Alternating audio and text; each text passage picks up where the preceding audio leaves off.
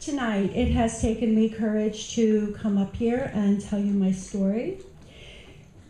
It takes courage for me to go to work every day and do my job, which is answering the phone. And it takes courage for me to go to a weekly meeting where the group of us take turns reading out loud. The reason why it takes courage is because I stutter.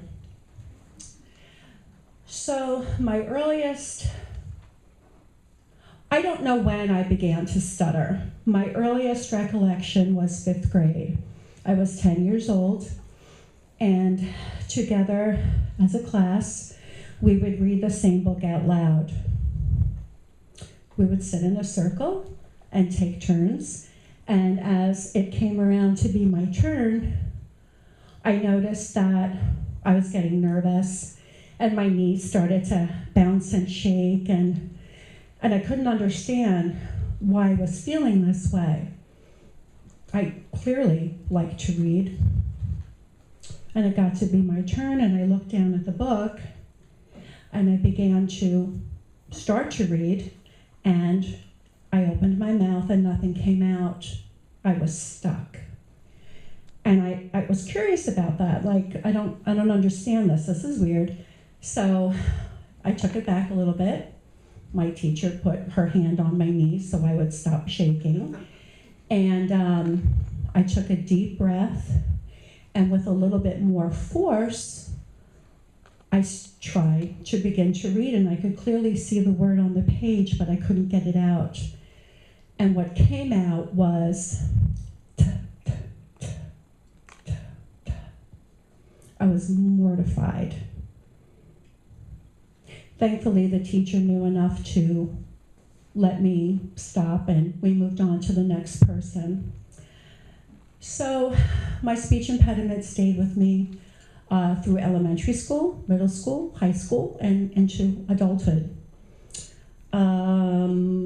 So elementary school, I did not want you to have that fear again, so I had a plan.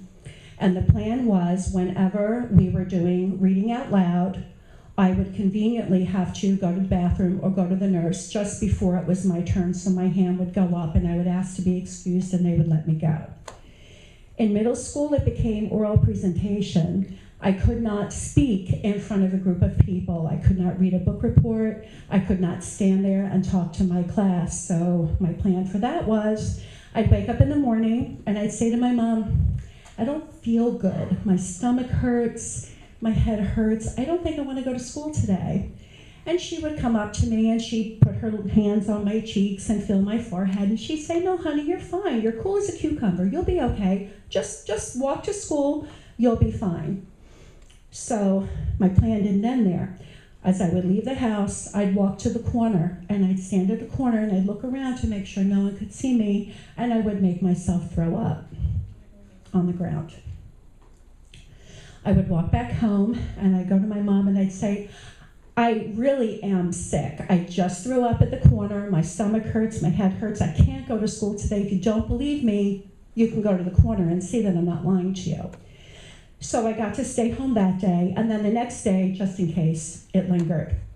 In high school, my fear was talking on the phone. I could not dial the phone and call anybody. If I needed to call a friend, I would dial their number, their parents would answer, I would hang up the phone. I'd wait a minute, I'd dial the number, their parents would answer, I'd hang up the phone. And I repeated this until my friend answered the phone, and then I was fine. So, adulthood. Being a young parent, I could not call the doctor's office when my child was sick.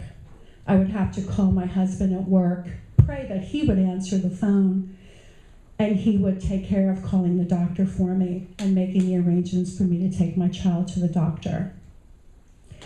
We also belong to a Christian fellowship called Believers Fellowship, and beyond the Sunday service, we would meet twice a week for Bible study, reading out loud.